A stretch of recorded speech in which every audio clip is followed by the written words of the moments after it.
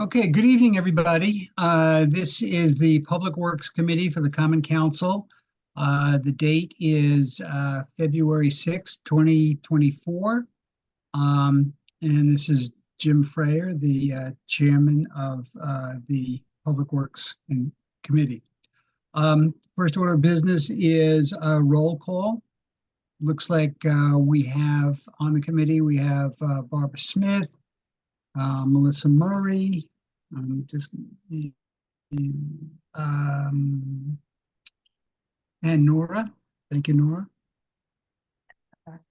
And we have a quorum then. Okay. Heather's here. Heather, don't forget about Heather. And Johan Oh, too. and Heather. Sorry. Sorry, Heather. Sorry. Okay. Sorry. And Johan, it Dawn. looks like. Dawn. Oh, looks like there too. There's Dewan. Okay, Dewan's here too. Johan's not on the committee, but he can Okay. fit in anytime he wants. Okay. All right, so we do have a quorum. Looks like the only person that we're missing is Darlene. Okay, fine. All right, first order of business is that we will open it up for public comment.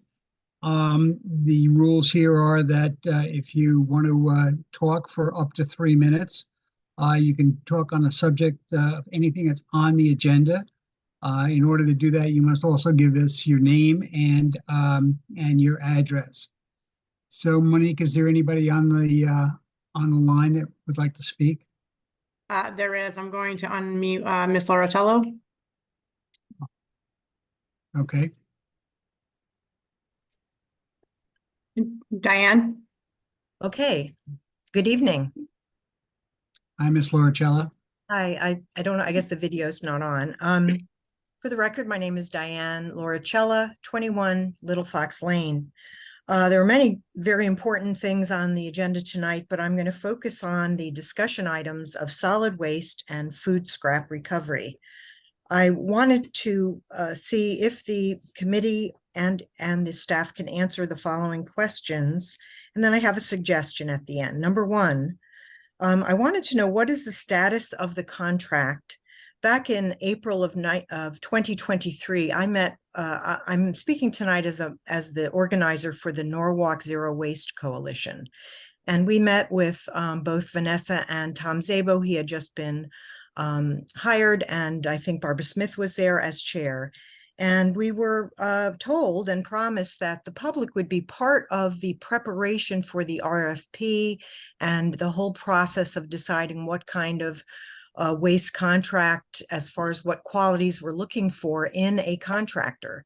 And I have heard nothing back from either of these two wonderful people who I really like since April of 2023 on this matter. So I look forward to hearing about that. I also wanted to know what is the status of the waste characterization study. That's something that I do professionally, and it is a very important thing to have as far as data and potential for future for your recycling as well as the trash. Lastly, I believe in making hay as far as making opportunities or teachable moments. I have felt for a long time that the public participation of any of our waste streams could be much more robust and creative. Well, we have an opportunity, and that is the Super Bowl is coming up this coming Sunday, the 11th. And I believe it would be very easy for the city to put out a reminder, both in social media and the press.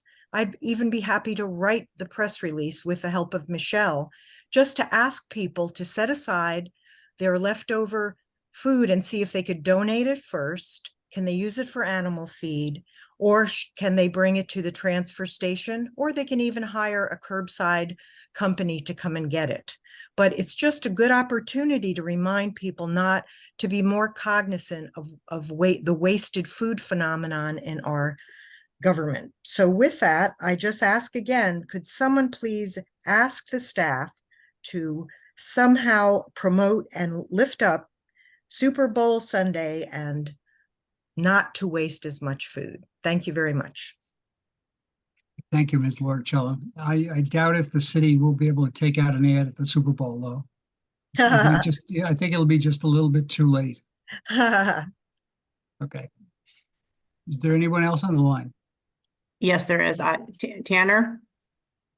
Yes, hi, Councilmember Frere and committee members. I'm Tanner Thompson, 16 Hillside Place, number K5. I am the chair of the Bike Walk Commission, and I'm speaking on 2 items on the agenda. Number 1 is the project concerning East Wall Street and I guess Landmark Square is how it's called. And I just wanted to express my support for this project and excitement that construction seems like it will be starting soon. And I want to thank TMP in particular for their great work executing this and the rest of the Wall Street project, which we look forward to. I also want to comment on the sidewalk project on Morton and Senga. I'm also glad to see this project going forward. I wanted to ask about the big rock that is in the way of the sidewalk. I think maybe this might be the last piece, and perhaps it's been discussed before, but I haven't been able to dial into these meetings to know. But certainly it is quite obvious, and we look forward to when it can be removed. I'm speaking specifically of a massive boulder that is in the way of the sidewalk on Morton Ave on the south side, close to Taylor Ave. On that subject, we haven't had a member of Public Works visit the Bike Walk Commission in a long time, but in our in the ordinance that defines the commission, the Public Works Department does have a representative that can serve on the commission as a non-voting member, and we would love to have a representative there to discuss this and other issues as they arise. So I yield my time. Thank you very much. Thank you, Mr. Thompson. Let me know when you have the next when the next meeting is, and I'll see if I can attend. Absolutely. It's the first Monday in March. I'll email you. Okay, great. Thanks. Anyone else on the line? No, there's not. Okay, so public input is closed then, and we'll go on to new business. Has everybody had an opportunity to take a look at the minutes?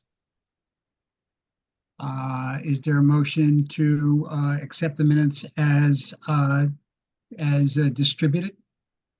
I'll make that motion. Ms. Smith makes the motion to accept the minutes. All in favor? It's unanimous. Thank you.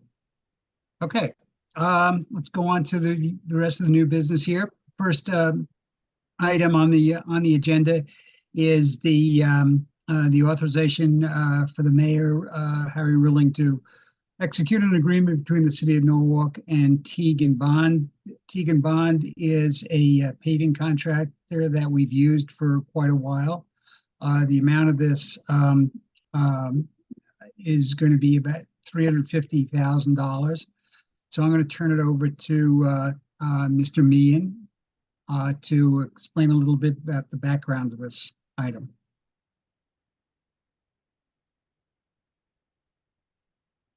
I think you're on mute, Jim. Sorry about that. Okay. So, so the on-call in construction inspection is basically every year we have our various projects, and we have our staff out there. We have major ones that simply require full-time inspection services. So we have this contract. We need at least one full-time inspector. Actually on call, perhaps a second one, depending on the actual duration and availability of our staff. So this is simply a particular one that we have every year. And we went through the particular reviews of different consulting firms, and we've decided on one that has been reliable in the past. I think we also had about 10 people respond to that. So it was Yes. narrowed down to the final 3, and then Yes, that's correct. It was 10 original ones. We reviewed this, so now down to 3 for interviews, and all 3 of them were interviewed by the senior staff of the engineering, and we were able to ascertain the best possible outlook for both price and quality of work. Okay, was it a pretty diverse group of consultants that were? Oh yes, they cover from vast areas. Some of them had experience in different areas, more so than others. That was a factor for what we decided to choose for the consultant that we did pick, which is Italian Bond. Okay. Any questions on that?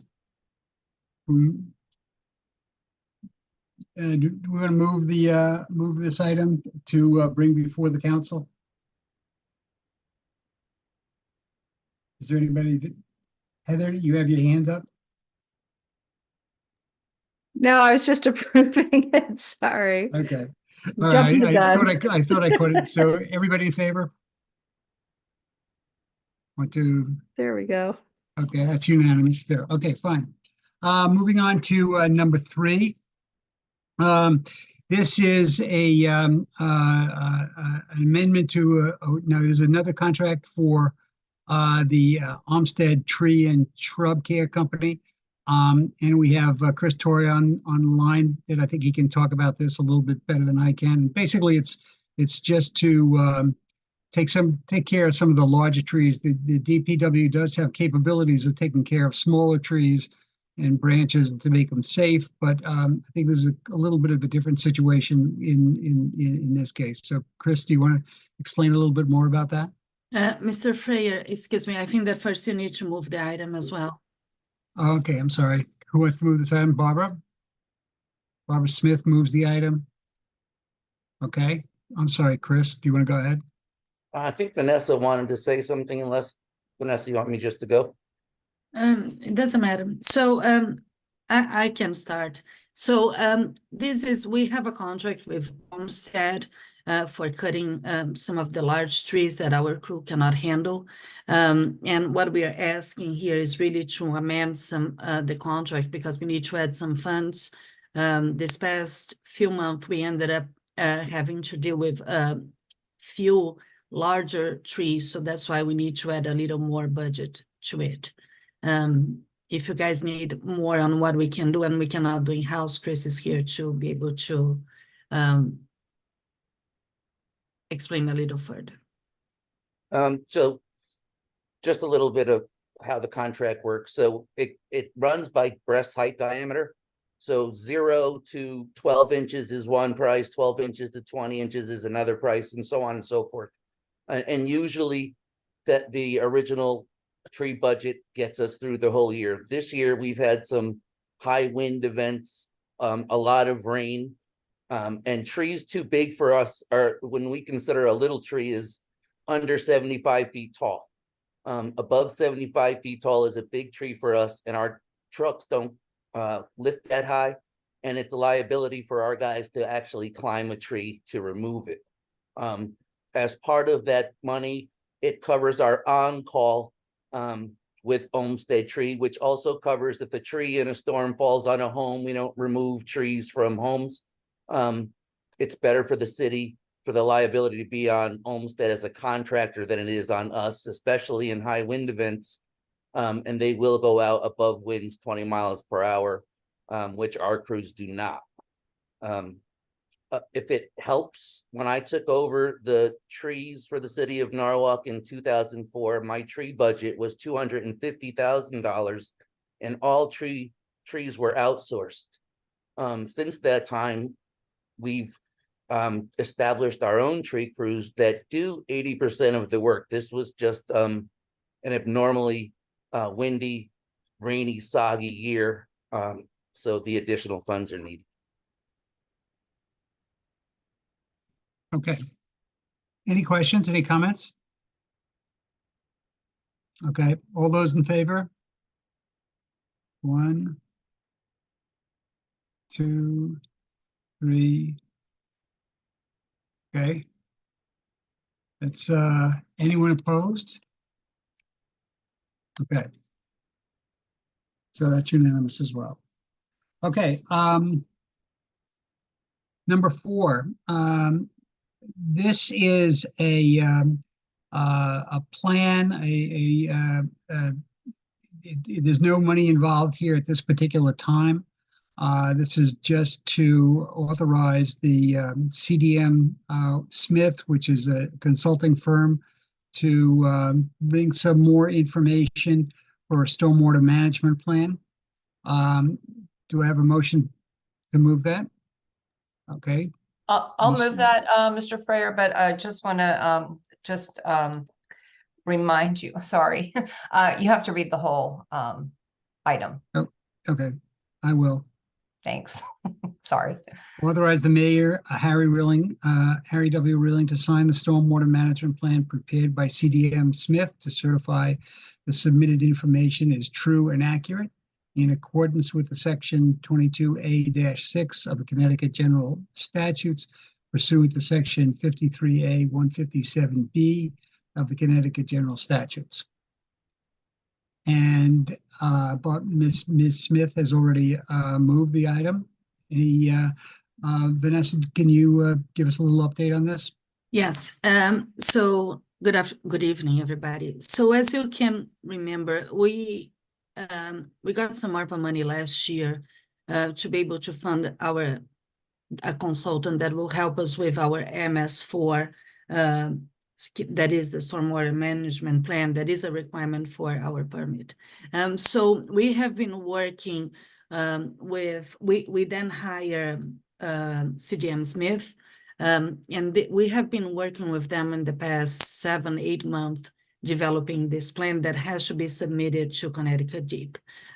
We need the mayor to sign because he is like the official that is required to sign. So although we do not have yet the complete plan, we just we are still working on the draft. We just want authorization that the mayor is authorized to submit the plan. I just want to clarify that it is a Connecticut DEEP requirement that we need to send to DEEP. Any other comments? Okay, all in favor? Sorry, I have a question. Gary Jackson. I'm from Omaha, Sure. Nebraska. I'm 18, like place 40. Sorry. Finished school. My name is coming. Sorry, background noise. Hang on, I apologize. Give me a sec. Very outgoing, but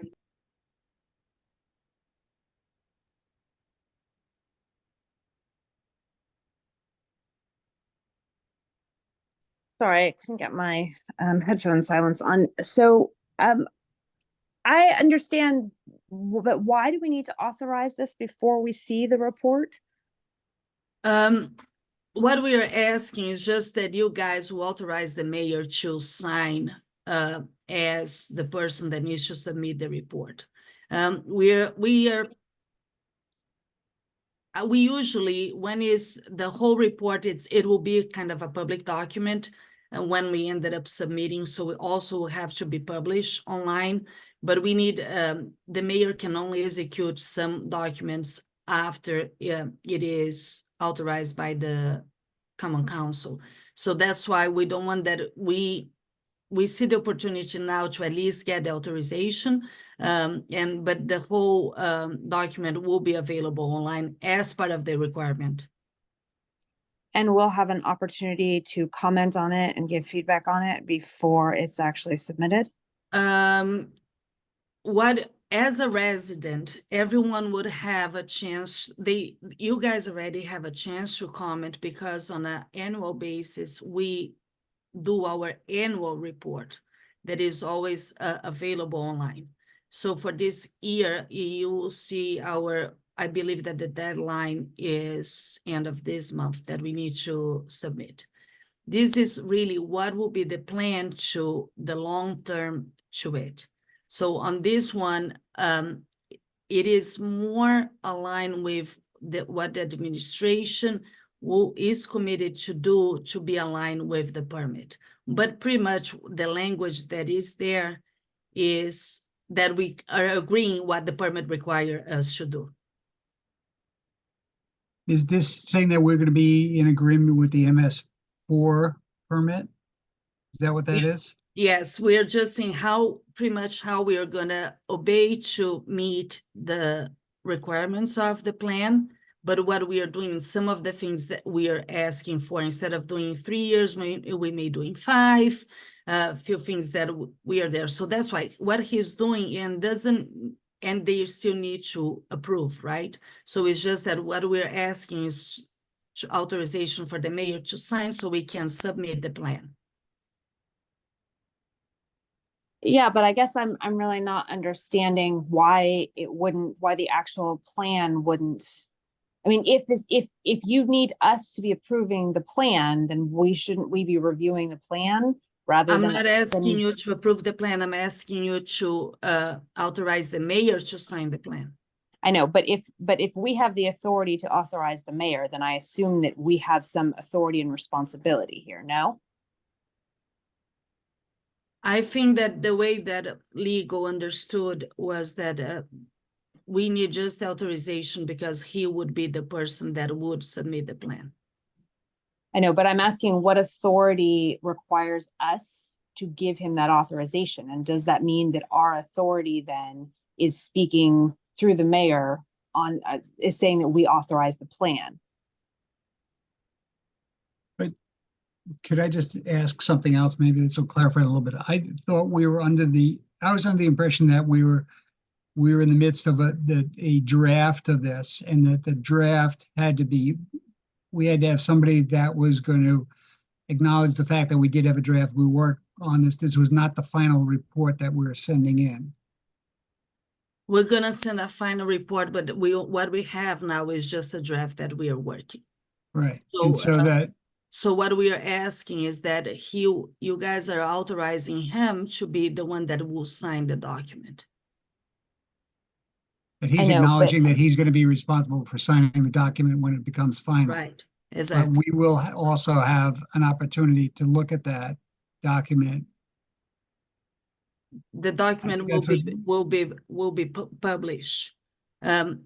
It will be a very, very long document that, it is like pretty much like a book that what will be related to the permit. But what we are saying is, I understand the question. I'm just trying, the part of there is still a lot of like public outreach and all that as part of the permit, but that's part of the plan that will be submitted. So that's why on what will be related to the MS4, it is a public document that everyone will have the right to comment, because we still have our annual report that we has the right to comment on it and send the comments to us. So what I'm Me- just Go ahead. I'm sorry. Go ahead. so this one is just if sometimes the chief or the principal engineer is allowed to submit those documents related to regular permits. On this one in particularly, they want the mayor or the selectman of the town to sign. Based on our structure, the mayor cannot sign anything without approval of the common council. So that's why we're here. We're just authorizing him to sign a document that is required by Connecticut DEEP to sign. And that's helpful to understand that DEEP is looking for a mayor's signature and it's related to our structure that we have to do it. But the whole point of that structure is that we are supposed to be authorizing the mayor to do things based on our review of them. So to ask us to authorize the mayor to do something that we have not reviewed makes me uncomfortable. I mean, that's the whole point of this structure, right? So that's why I'm asking. I'm still struggling with understanding why we didn't get a draft of it to review. If you're saying that it has to be finished by this month. No, Then I it's presume- not this one that has to be finished by this month. It's the annual report is finished by this month. Mr. Chairman, if you feel more comfortable, you guys can table, we don't move forward, and then when I have a full draft, I'll bring it back. I have no problem with that. My next question would be, what would be the impact of not having him, not approving this tonight? I don't have a deadline. I was hoping to be able to submit next month, but there is no problem. I'd rather be Okay. transparent in the process. I have no problem with that. Okay, I think then let's put this off, and then we can address this in a subsequent meeting. Thank you, I Chair. think- Thank you, Vanessa. No problem. Okay, I think we had Mr. Wiggins, did you have a question? No, basically what Nora was saying, and I think the right thing to do is to table it, because I don't understand it either. I'm kind of confused about the whole, the whole author. Like, why don't we have an opportunity to see it is what I'm confused about. But I totally understand. There's no problem. You know, we're not Okay. trying to hide anything here, so I'm happy to whenever the final draft is completed, I'll bring it back to the committee. No problem. Okay. Moving on to number 5. We need this to is vote on what- that. I'll make the motion to table that item. Okay. All in favor?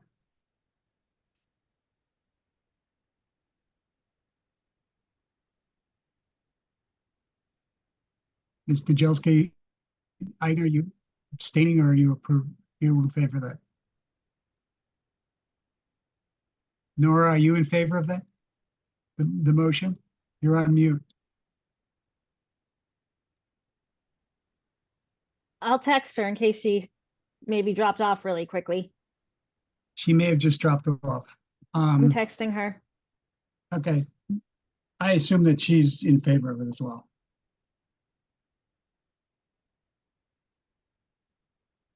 I think she texted me and she was going to drop off. So I think, There she goes. She voted. okay. And she's dropping off now, I think. Yep. Okay, so that makes it unanimous, and I'll let the record show that Ms. Nadjelski-Eigner left the meeting at 7:25. Okay. Rory, number 5. Authorize the mayor, Harry W. Rilling, to execute a second amendment to the January 24th, 2022 agreement between the city of Norwalk and Colonial Masonry Concrete and Asphalt Paving, LLC, for project DRG 2021-1, Dreamy Hollow, Betts Brook Drainage, Sanitary Sewer, and water main improvements for a sum not to exceed $350,000. Mr. Meehan, do you want to take the lead on this and explain what this is? I believe we're sharing, we're separating the stormwater system from the sewer system, and WPCA look like they're taking the lead on this, being responsible for about 250 of the $350,000. So can you Yes. fill us in on some more on that? Yes, that's correct. As you know, there's a major drainage project, a stormwater remediation project going on in the area, and the contractor was there as part of the entire town policy of trying to separate our combined sewer systems, which have been in existence for decades. We decided to take advantage of this particular opportunity to add some money, most of it, as you said, Mr. Frere, coming from WPCA, to separate this sanitary sewer systems, which is causing problems for people in the area. And we would like to authorize the contractor to be able to fund this, be able to meet this situation. So we're looking to do the construction for this as part of the larger overall drainage project. Do we have a motion on this item? Ms. Smith? Any conversation? Any comments, questions? Seeing none, all those in favor?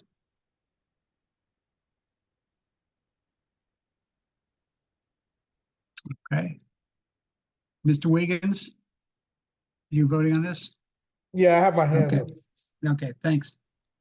Really quick, Nora's still here, so I know you said for the record that she was leaving, but she's still here. She's still voting. Sorry, Yes, I know. her internet is unstable, so she's still here and listening when she can. So she didn't drop. She's just got an unstable internet connection. Okay, so we'll correct the record that she's still intermittently on. Okay. Okay, number 6, 6 and 6B are together, so I'll read both of them at the same, well, I'll read them one at a time. Let's make it easy.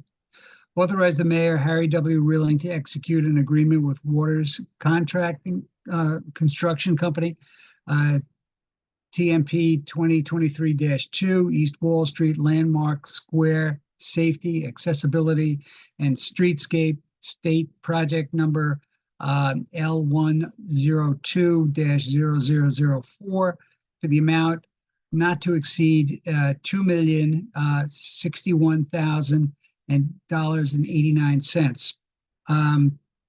This is funded pretty much by the by state. About 99% of it is state grants. Do we have a motion to move this? Ms. Murray, thank you. I'd like to ask maybe TMP representative, Mr. Balata will be discussing this. You want to give us an overview, Garrett? Yeah, absolutely. It's my pleasure. So good evening, council members. Really excited to be before you tonight. What the chairman just described is really going to be phase one of this larger Wall Street corridor improvement project that we're doing, that we're estimating is going to be about $27 million in total. We're calling this phase 1A, and it includes Wall Street, East Wall Street, between the intersections of Main and Brook Street. And the funding is going to cover improvements to the sidewalks. So wider sidewalks, it's going to include the implementation of really comprehensive streetscape with decorative brick banding. We're going to take the highway lights down and replace them with pedestrian level lighting. In those amenity areas, there'll be street trees. We'll also look like how we can provide curb extensions on the sidewalks to protect the parking and then also make the pedestrian crossings more friendly. The project includes a plaza between High and Ninth Street, and also a crosswalk there, as many people just cross the street today. And it enhances that with a decorative crosswalk, and there'll be push buttons and flashing lights to alert drivers and motorists when pedestrians are crossing the street. So we're really, really excited about this project. As it was mentioned, it's 99% grant funded through the state. The 1% that the city is covering is to cover ineligible non-participating items like test pits and some utility adjustments. We opened the bids in August, and we had 4 bids. We reviewed the 3 lowest bids. We had our designer also do a bid analysis, Fuss & O'Neill, and that's included in the packet. The bids were also reviewed by our Regional Council of Governments and CONDOT, and in the back of the packet, you'll also see CONDOT's authorization and recommendation to award this project to Waters Construction Company.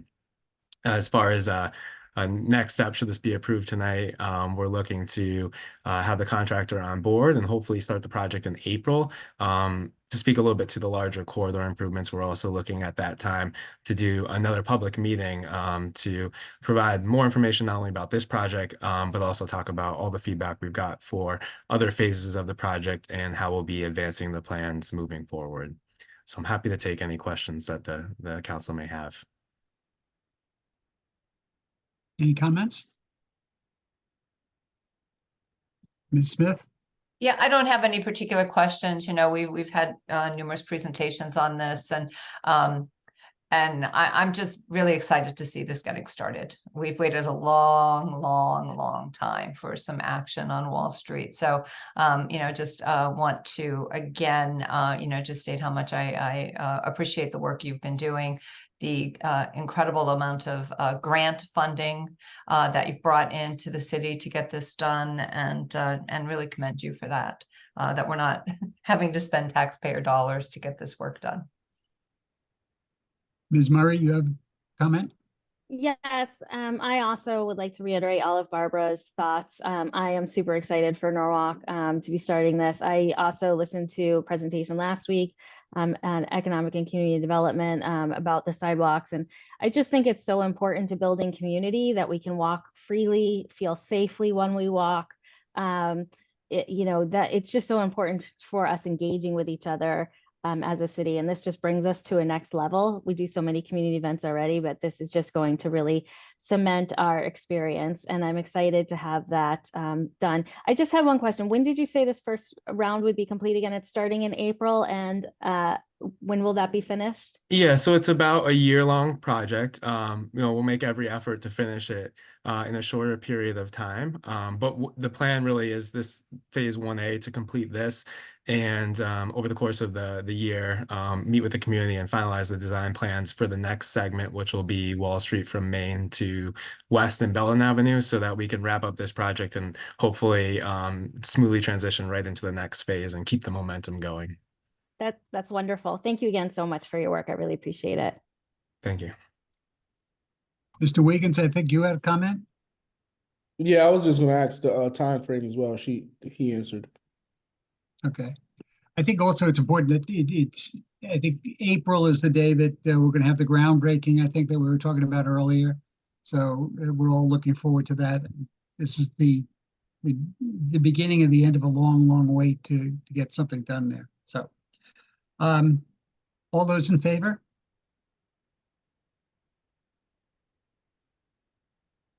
Okay, it looks unanimous. Good.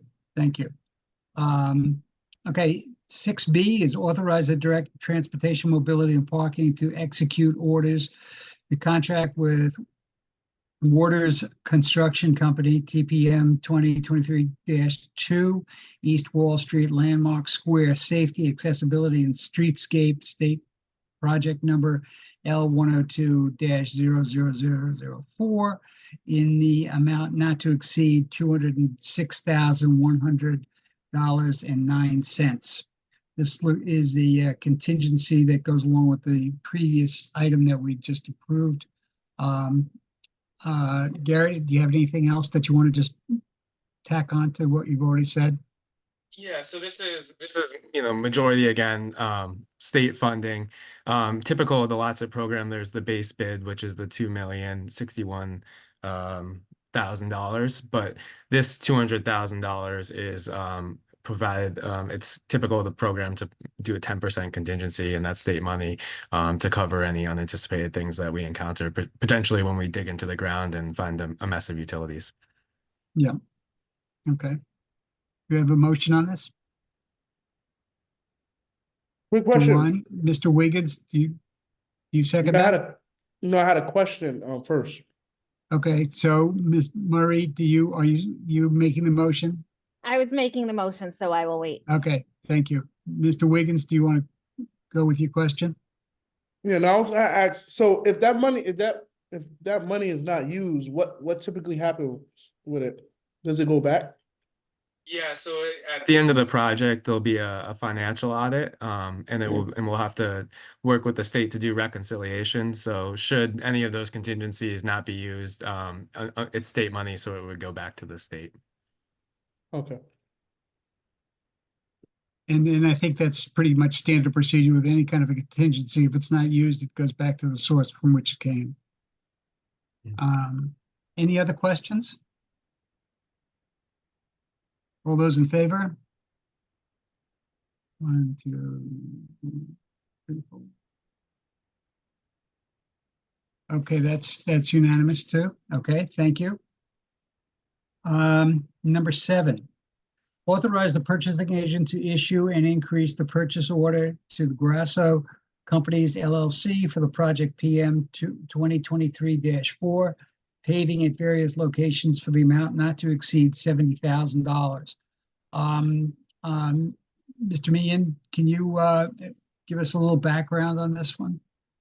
Yes, this is most of our paving projects tend to be pretty large. This was a standalone paving project, with much of it being financed by state grants, and we isolated to an area. As you know, a lot of payments are made on a unit cost basis. We estimate how much is going to be required. They did the work, and this just simply was an additional amount that was required to do the work to do all streets that we had in this particular area. So there were some unforeseen field conditions, as well as storms, and just basically estimations to cover everything that we have. So the work has been done. We're just looking to pay for that now. Okay. Have a motion? Ms. Smith, thank you. Any comments, questions? All in favor?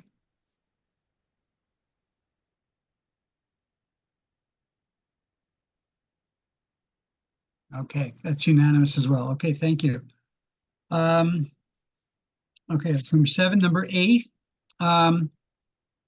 authorize the mayor, Harry W. Rilling, to execute any and all agreements, documents, instruments, amendments thereto as may be necessary for the city of Norwalk to receive grant funds in the amount of $322,000 from the National Fish and Wildlife Foundation, the Long Island Sound Futures Fund Grant Program for the project planning to improve resiliency, habitat, and public access at Veterans Park. I think that, well, let's. I'll move that. I'll move that for you.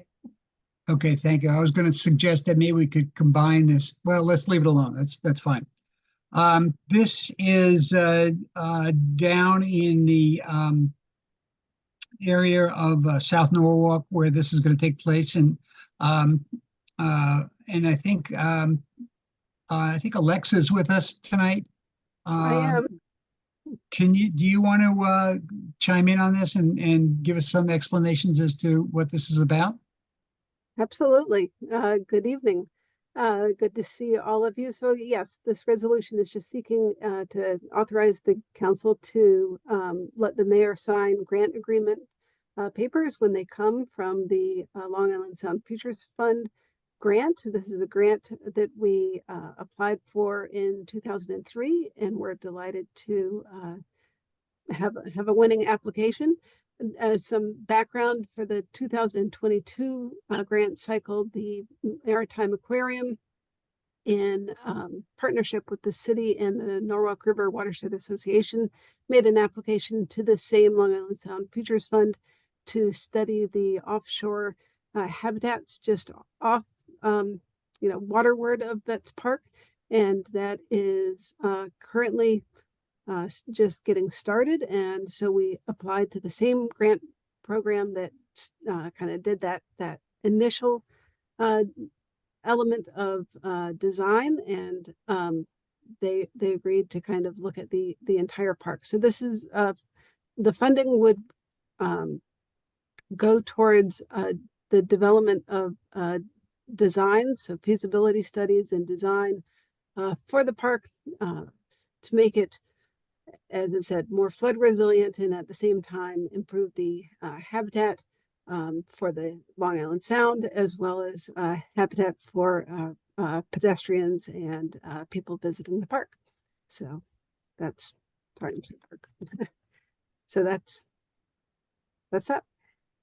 Any questions or? Any questions? Will this facilitate further grants to complete the design once it's done? I certainly hope so. Right. So the National Fish and Wildlife Foundation, they administer a variety of different grant funds, but one of the kind of the tenets of their program is that they are here to establish a funding project pipeline. And so there definitely is a progression from a feasibility study to preliminary design plans, which is what we're going to be seeking as an outcome for this grant, to final design plans, and then to implementation. Definitely. Okay, great. Any other questions or comments? Okay, all in favor?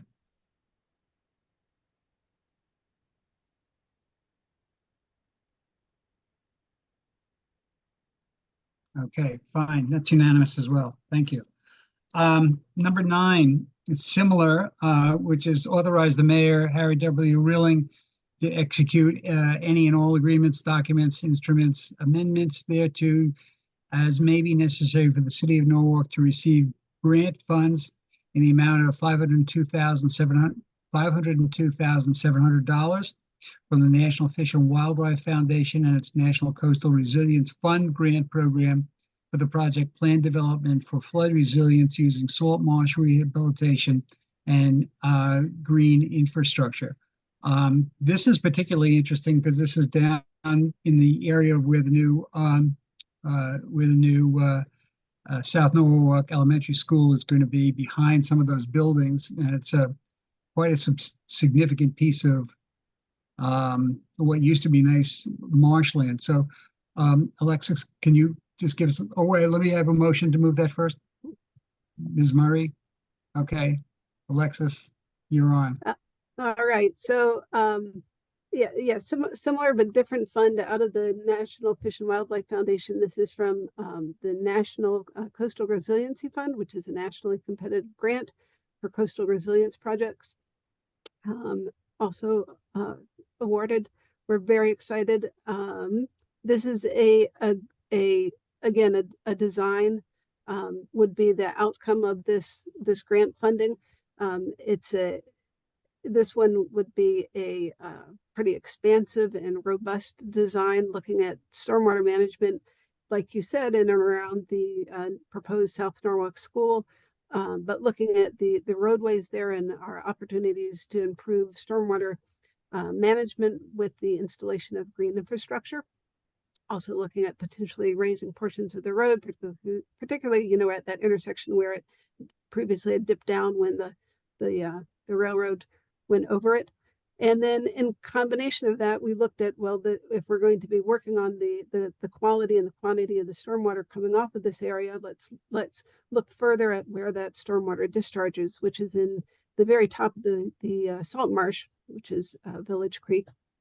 And it currently is kind of bisected and removed from the larger creek by a berm, which historically had served as a roadway for some of the industrial uses down there. And so the design would look into removing or altering that berm to allow additional saltwater flush and in just a better saltwater habitat for where that new and improved stormwater discharge comes out. So it kind of wraps together coastal habitat enhancements with our landward, infrastructure enhancements. And I think we'll make for a fantastic project. Again, this is the design phase. We are seeking to have more than a preliminary design, but to go kind of straight through feasibility, preliminary design, and then into 90% design plans. Okay. Any questions? Ms. Smith? Yeah, I just want to comment about how exciting both of these projects are, and how important they are to the city and to, you know, our coast. I'm just hopeful those grants are going to keep coming so we can really, you know, get in there and do the work itself, you know, because it's so important to our city. So thanks, Alexis, for your hard work and leading the charge. Absolutely. And I do want to throw out a thank you to Ms. Valadares.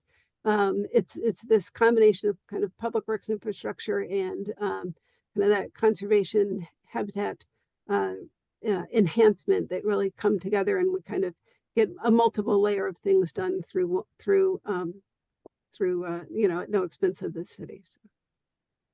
I think it's really when you see the and Ms. Valadares and I were looking at the map the other day, and when you see the size of the area that's going to be improved, it's pretty impressive. Unfortunately, nobody sees it because it's behind a lot of buildings, but maybe for the people from Village Creek can get a good look at it anyway. So, but it's great job, great partnership there. Thank you. Mr. Chairman, may I add something to that? Yes. So first, thanks, Alexis. But, you know, one thing that I want to also bring to the committee is that there's a lot of work behind the scenes before we come in front of you guys for approvals. And we have been working very hard with other departments to try to coordinate everything. So you see in this particular agenda, we have things with TMP on Wall Street that there was a lot of other work that also we coordinate with them.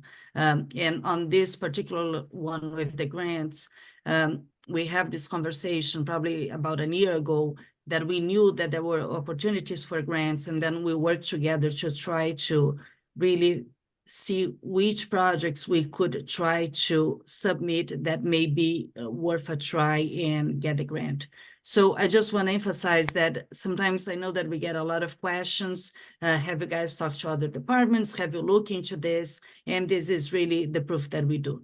You know, so we try to coordinate, we look at opportunities, see if maybe it will not fit exactly under engineering, but we can try with another department to apply. Or so there is a lot of coordination behind the scenes, and this is really a very successful one. Yes.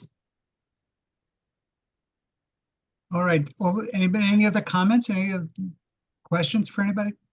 Okay. So let's have a show of hands. All those in favor?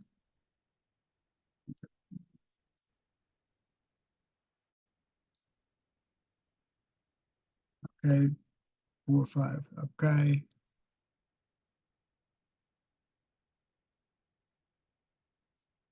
Okay, I'll say that's unanimous.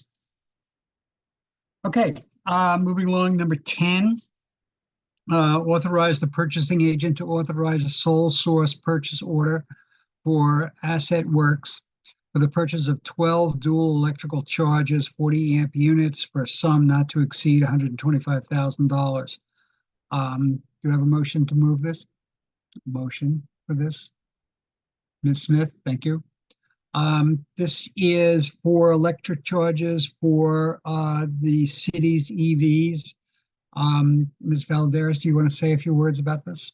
Yes, because this is the item that I'm the most excited in this agenda. So I hope Nora is hearing us now. If not, Ms. Murray, you text her, because I know that she was one that asked us to always look into our electrical fleet.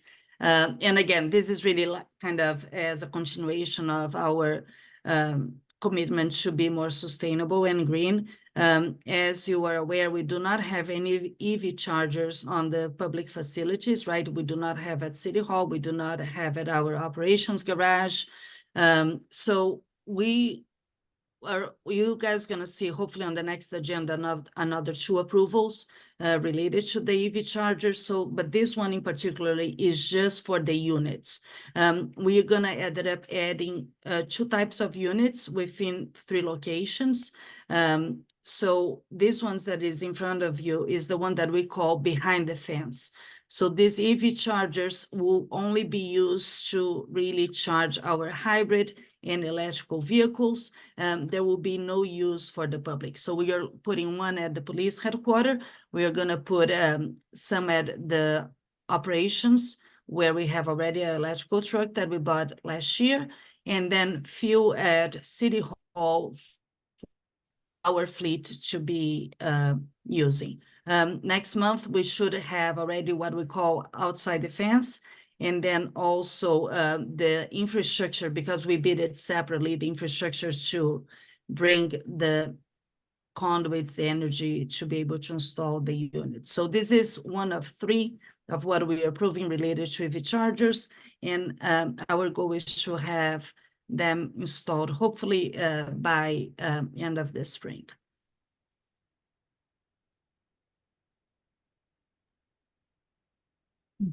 Is that a motion, Ms. Smith? I Or a believe we question? moved it, but no, some comments. Vanessa, I just really want to thank you. You know, a couple of years ago, I know, you know, you and I had talked so much about this and, you know, the importance of getting these chargers for the city, because how can we expand our fleet unless we have the chargers? And so I just want to tell you that I really appreciate your vision and your foresight and your planning to make this happen. It took a little while, but here we go, and it's very exciting. So thank you so much. Mr. Jelska-Geithner? Thank you. And I just want to echo Councilmember Smith and say thank you, Vanessa. This is so exciting. This is so long in coming. I know how much work it was. I know how complicated. I know how much, you know, digging into, you know, sizes of circuits and whether we were going to need additional substations. I can't even remember now all the various terminology and the things you had to work through, but I'm really grateful and excited. And I know that this really lets us sort of do things the way that I think you had wanted to sort of move, begin, pilot, experiment, figure out what works, figure out how we make this transition in a way that is cost effective for the city. And I just appreciate the effort that you and everyone else in your team has put into making this happen. So thank you very much. Thank you. I think there's something else that we should add to this too, that these charges that are going to be put in will interface with the fleet management systems that track the fuel usage and mileage and all that other stuff with all the other vehicles that the city has. So it's just one little added thing that helps us manage our expenses in the city. So it's not like going out and buying chargers and then say, okay, well, now we got to put another system in to figure out how much power we're using and so on and so forth. So again, one of the things that Vanessa was saying earlier was that, we were always working together with everybody else. And this is just another example of how we're thinking ahead and trying to synergize these types of things. Yeah, and Mr. Chairman, that's a very good point, and thanks for bringing that up. One of the things that took a little bit longer is that first we have to understand which system, right, we want and how we can expand on it, because we don't want that a year from now we ended up realizing that we didn't do the right choice. So these ones that we are choosing to be behind the fence, and that's why it's a sole source unit, is because it's sold by the software management company that takes care of our fleet. So for those that do not know, every city car that we have, it is in our system, and we have it log everything that goes with that car. Even when they go to pump at our gas at our fuel station at operations, there is a fob. As soon as the person puts the information on the pump, it opens and we know exactly at what time, how many gallons, what is the mileage and all that. And just because we're changing the type of fuel, we didn't want to give up on all that information, because that is very, very valid for us. So we know exactly which car will be charging and all that. So that's the reason why this behind the fence is the same. We're buying through the manufacturer that we already have the software with for many years. Ms. Marie, you have a question?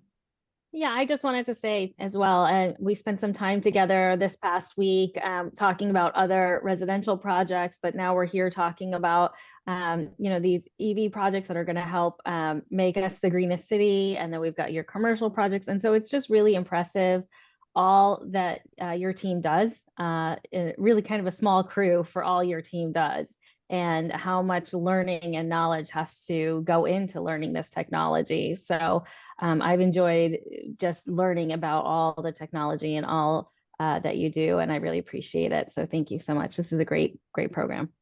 Thank you. Can I add one more accolade here for Vanessa?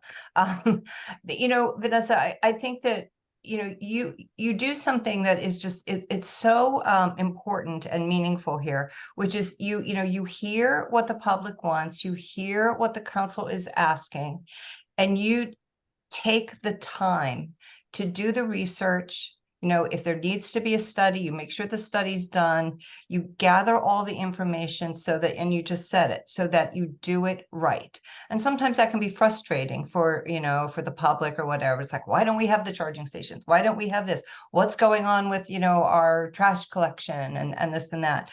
But you're working on it behind the scenes all the time. And so I just have to, point that out again, that you have the vision, the plan, you make it happen. And thanks again. Thank you, but I'm not by myself. I know, I do know I have a fantastic staff behind me that makes it happen. So everyone deserves the credit, but thank you. Yes, they do. Yes, they do. Nevertheless, great job. All those in favor? 1, 2, 3, 4, 5, 6. Okay, unanimous again. Mr. Wiggins, you voted for that? Thank you. Unanimous. Okay. Number 11 is authorize the mayor, Harry W. Ring, to execute an agreement with Safety Markings LLC for project TMP 2024-1 pavement marking symbols and legends at various locations for the amount not to exceed $149,500. Have a motion? Is there a motion for this? Okay, Ms. Murray, thank you. This is for additional markings that will be put on the road, similar to the bike impressions and crosswalks, etc. Mr. Balali, do you want to talk about this? So I'm going to have our transportation planner, Greg Pacelli, speak to this item. Oh, okay. I'm sorry, Greg. I didn't see you there. Okay. All good. Sorry. Thank you, everybody, and thank you, council members, for having us here tonight. Just to give everyone a brief background, the city included quantities for the Capital Region Council of Governments as part of the Capital Region Purchasing Council traffic guidelines bid advertisement for items related to pavement markings. The bid opened back in December of 2023. The CRPC, which is the Capital Region Purchasing Council, is a cooperative council of over 135 municipalities across Connecticut that offers programs and services for member cities to save money, time, and create efficiencies during bid advertisements. The contract is for 1 year throughout 2024. This contract will consist of installation of various types of new and refreshed pavement markings on existing asphalt roadway surfaces. Pavement markings on newly paved roadways will be performed through the pavement management contract. So that'll be through a separate contract. All work that's performed as part of this contract is done, within conformance of the federal requirements that are applicable with sections of the latest version of the MUTCD, which is the Manual of Uniform Traffic Controls. And the city is also required from FHWA, which is Federal Highway, to keep the existing pavement markings on all city roadways in a good state in order to meet that requirement as far as reflectivity is concerned. So this contract basically is to keep those existing pavement markings refreshed and refurbished, and then also put new ones on the existing asphalt that's existing, that the new pavement markings put on roadways. So I don't know if you saw the next item that's also part of this as well. We look to do 2 vendors as part of this contract, just to keep, we have very limited timing as part of this time. Just because the limited it's seasonal. We can't do it during the winter time. So as part of this new contract, we're going to have 2 vendors to be more responsive and get out there and just be more responsive to what's out there. And so we don't fall behind as far as pavement markings is concerned for the upcoming 2024 season. Do we have any questions? I did have one question, Greg. I was always under the impression that there's only one vendor to do all the road markings, particularly when we do a big road that's being paved. Could you explain a little bit how these guys are also doing road markings, but they're not part of that one? I guess it's in one licensed or authorized painter that does all the rest of when we do a whole road? So we do have, Safety Markings does a lot of the municipalities across the state of Connecticut, and they also do the CT, all the roadways as part of CPDLT. They have that contract as well. So they have a majority of the roadways within the state of Connecticut. So getting them here sometimes is difficult, which is from a scheduling perspective. And then when we do get inclement weather, overnight especially, that's when things get backed up because everybody's asking them to strike their roads. There are other companies out there that do it, especially out of state. We've worked with other vendors on smaller jobs as well, especially our other vendor that we're proposing as part of this contract. So there are other vendors that do striping, in the state of New York and Massachusetts that we've utilized in the past, and we're going to look to utilize this year. So we don't fall behind. But these two that we're using, K2 and Safety Markings, are smaller companies? So Safety Markings is like I said, it's a large company. They handle a lot of the municipalities in Connecticut. K5 is also a large company. They do a lot of work in the state of Massachusetts, and then they're also expanding throughout New York as well. So they're trying to do more work in the state of Connecticut as well.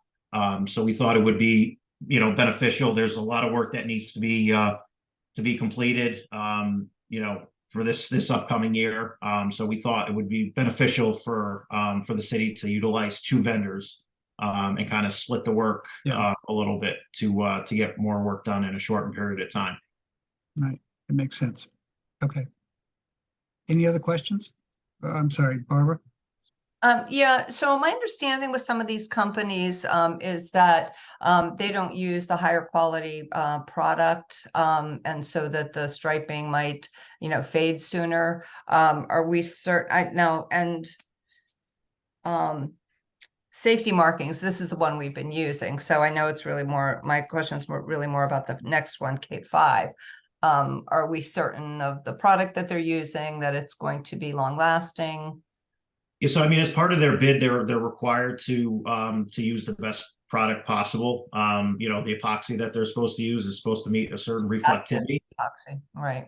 So they have to meet all those, federal requirements in order to put them on the actual pavement. And even within the bid, they had to supply documentation that was the products that they were going to be striping. They've done a lot of work around the Boston area.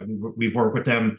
We had them do signage as part of the last year's community connectivity. So we have worked with them in the past, and we have seen some of their work, and they did reference some of their work, previously that they've done. So they are well known throughout Massachusetts and New York as well.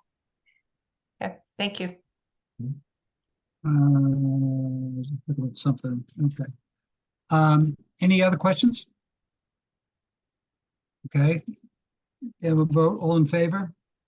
This is, by the way, this is all in favor is just for the Safety Markings, number 11. Okay. That looks like it's unanimous. Okay, great. Now, we've already discussed this, unfortunately, but number 12 is authorize the mayor, Harry W. Rilling, to execute an agreement with K5 Corporation for the project TMP 2024-1 pavement marking symbols and legends at various locations for an amount not to exceed $80,500. Do we have a motion for that? Ms. Murray, thank you. Are there any other? I don't think there's anything you want, or I shouldn't say that way. Greg, is there anything you want to add to that? I think just one other thing that.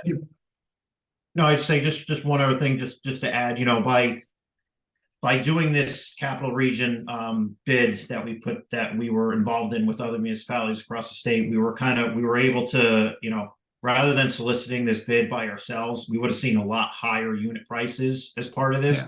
But by being clumped in with other municipalities, the quantities were much higher, so that we were able to get a much lower unit prices than we would have if we did this by ourselves. Right. So, we think this is a good contract, and we saw good unit prices coming out of this contract, which we have used in the past, but we'll look to utilize for the first time this year and going forward as well. Good. Any other questions? Okay, all those in favor? 1, 2, 3. Okay, that's unanimous as well. Okay, thank you. Thank you, Greg. Sorry I overlooked you before. Don't worry about it. Thank you, everybody. You keep jumping around on that screen. You got to sit still. Okay.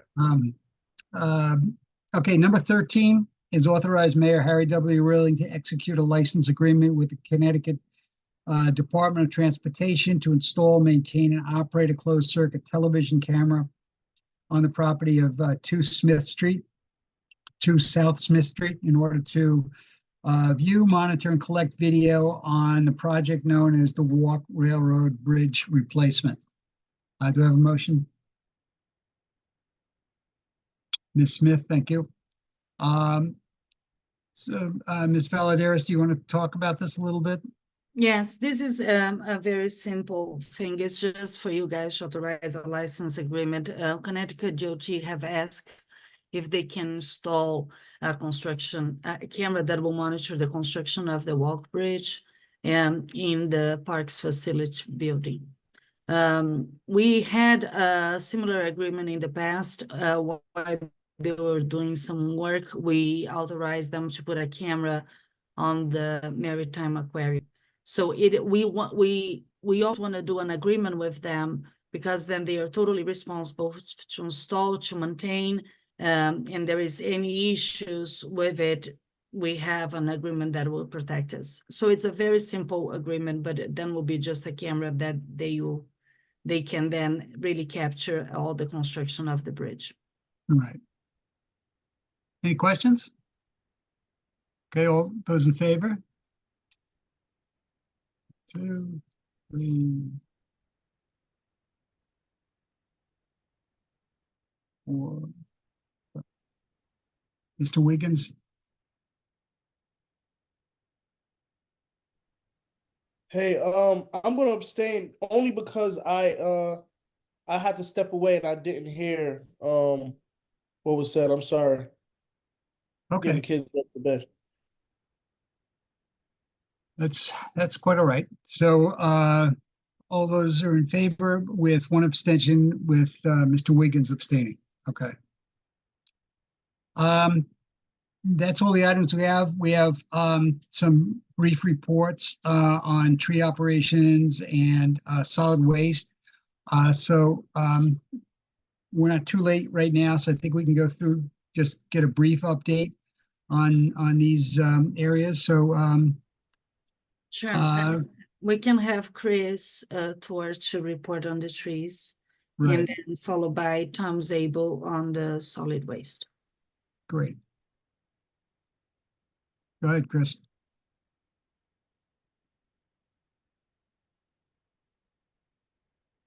I think you're on mute, Chris. I'm sorry. So we took down 12 trees and we pruned 11 trees. The accounts and work orders are noted in the backup at the back of your packets.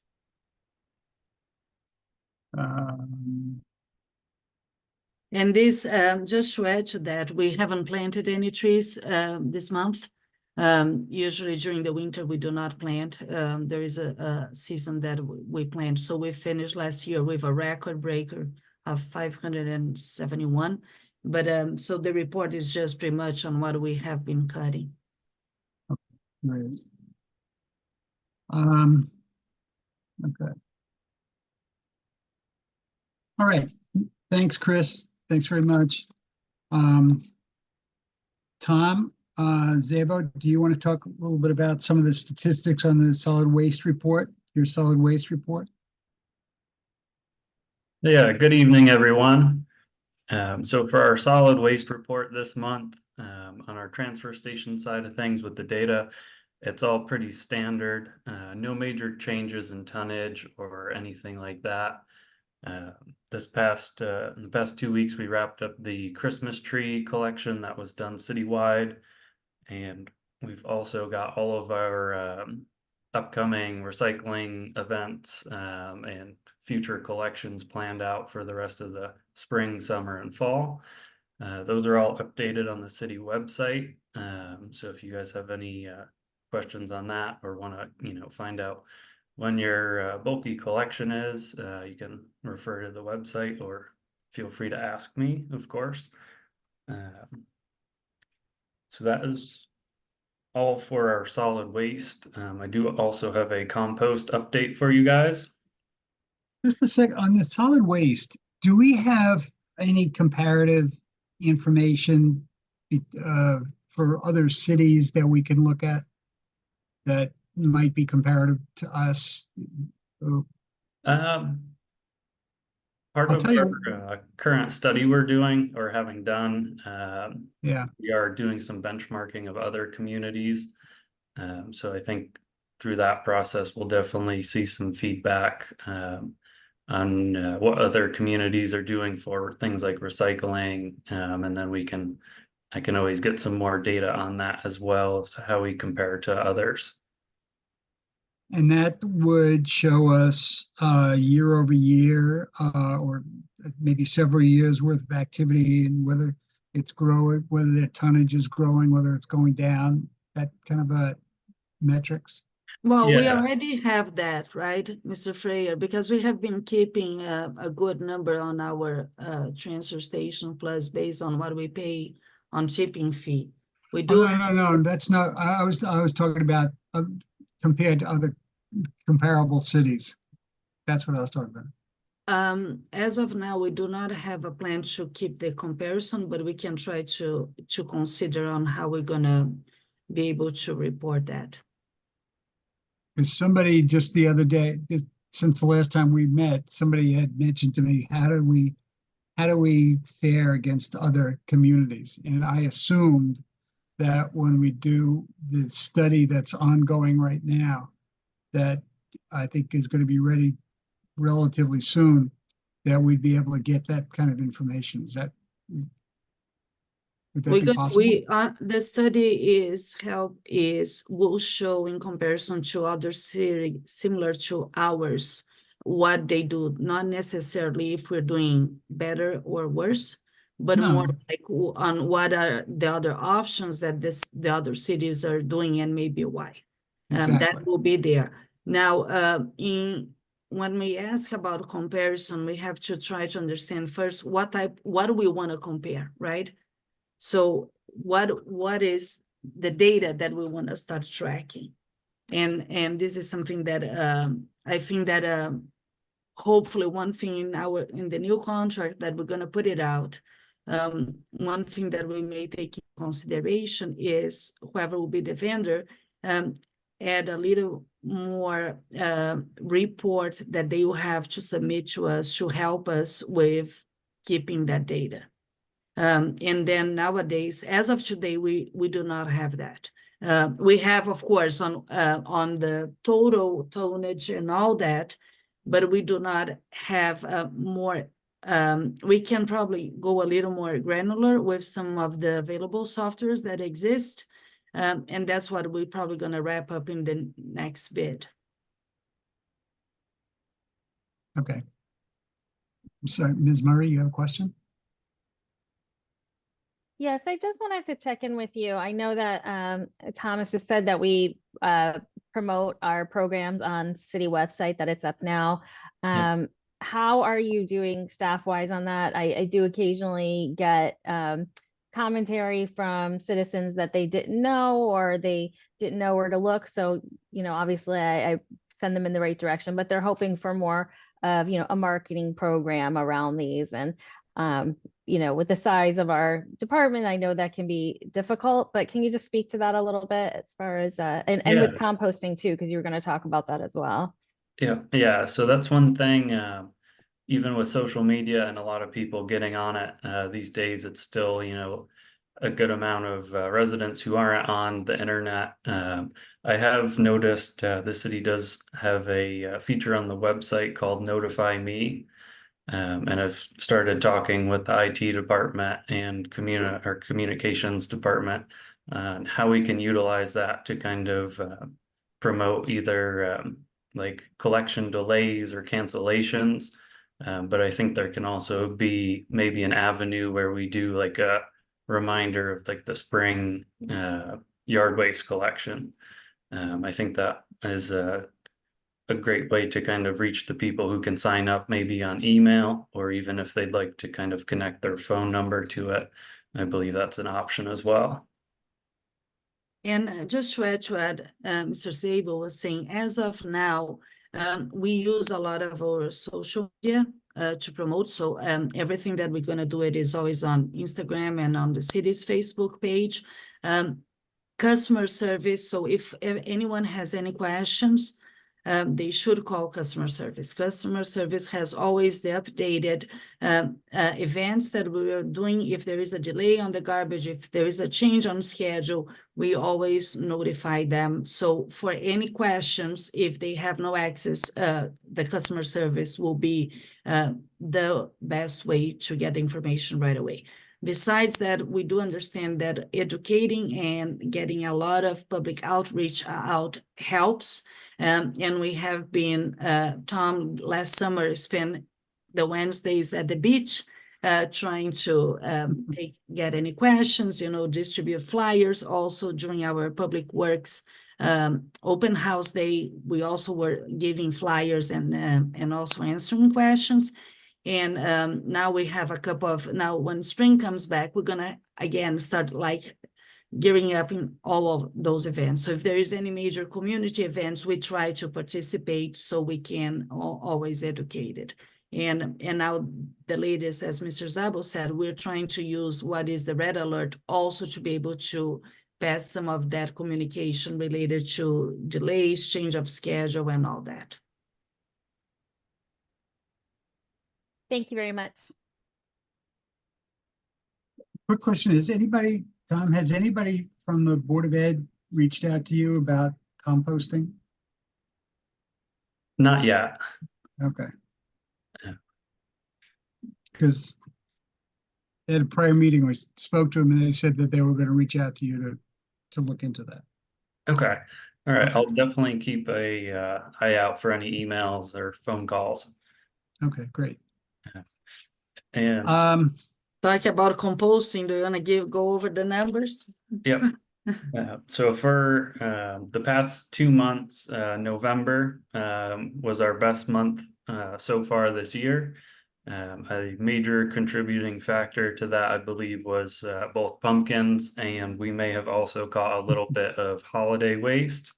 I did get a lot of calls from Rowayton residents, and they were very eager to find out about the pumpkin composting, and I did have a few residents show up to purchase compost bins. So I think that is definitely reflective of their increased tonnage. They did almost double what the transfer station did for November, so that's pretty impressive. Following that up with December, kind of continuing on the holidays, we had another pretty elevated month for tonnage with a total of 11 tons. So I think we're definitely improving on the composting, the food scraps, drop-off collections, and I think we'll kind of continue to push the information on social media, and I think we're starting to see a lot of word of mouth kind of communication flowing through the community.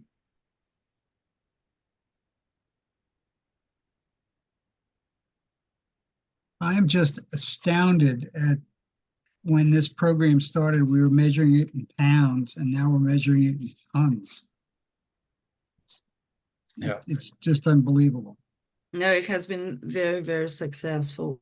And the goal is to get even better, right? We want to really have those numbers much higher. We're really trying to get all the composting out of our solid waste if possible. So there's no composting at the at any of the city housing yet, is there? No, we Not yet. don't have it yet. We are, and it is costly to open another site for us because this is part of a pilot program where we do not have all the funding into it yet. So we would consider expanding after we have the 3 areas very, very established. And Cranberry is not even a year old yet, and that's what we're trying to get the numbers much higher there. Okay, great. Yeah, can I just ask, are you doing anything specific to get the numbers up in Cranberry? And I've of course I get like a little, attached to Cranberry because that's where I go. And I want to see it be successful. And it is successful. I don't mean to say that it's not, but you look at the and I know that Rowayton was the, you know, the pilot, and they had so many people in the community get behind that. So, you know, do you have, you know, any specific ideas to reach out more to the Cranberry community? Or like all of North? Yeah. But you know, Cranberry actually, I think October was leading on food composting, right, Tom? I think that you guys ended But up being October? one. And then, yeah, and then I think that it dropped a little bit again. Mhm. Rowayton didn't like losing the first place, and then That's came really back. the goal, is for everybody to do better than we're waiting. Yeah. Maybe that's But- it. Yeah, but you know, maybe one thing that we can do is also, last year we placed some VM signs to remind people about that. So maybe now during the spring, unfortunately now we know that this is usually some type of slow month. During the winter is not everyone that will be willing to go. They are more worried about the weather forecast, what we're gonna be seeing, if we'll be icy, school cancellation and all that. But as soon as the spring comes up, we're probably going to start putting again those VM signs in the neighborhood to remind them that that food composting place is open. And also, we can also emphasize through the social media as well. Maybe we could have a contest among council people from different districts to see who has the most, you know, who comes in with the I you know, have we can this crazy publicize it. idea. I've got this crazy idea that when I'm out of town, that there's a lot less tonnage. 'Cause I'm really good at it, you know. I want to make sure that I'm doing my part. Yeah, it Well, definitely adds up. we're certainly only eating half our food down here in Rowayton. Just so you can compost. Exactly. That's silly. Okay. Last on the list is Thanks, Tom. is there Our- anything? I'm sorry. I was going to say, Mr. Meehan, do you want to take tell us maybe about the highlights of some of the projects, the current and upcoming projects? Just highlights on them. We don't have to go through all of them, I don't think.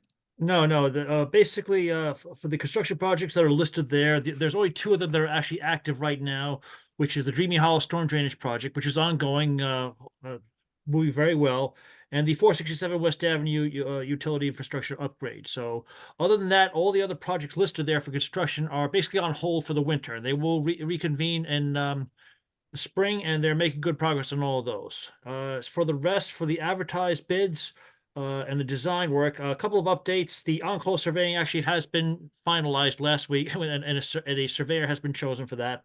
And one of the projects in design is actually Berkeley Avenue is actually just a couple of days ago was put out to bid. So if anybody has any questions about any one of those projects, we can discuss that in a little more detail. But that's basically the rundown of what's happening right now with this. Anybody have any questions for Jen? Ms. Murray? Yes. Yeah, I just wanted to say, I did sit into a Dreamy Hollow meeting with the residents that are part of that. And I was so impressed. One of the residents said that she'd never gotten such great communication from any team ever in city history. So despite sort of the nerves around how this construction might impact their area, she was so appreciative of just the responsiveness of the team, of the willingness to share information, and I was truly impressed too. So thank you again. That's Thank you really very great much, work. Ms. Murray. We have a good team, and we like try to listen to as many residents as we can. As you know, there's a considerable number of drainage concerns around town, and everybody's just trying to work together for this. I just wonder, does anybody have any other comments?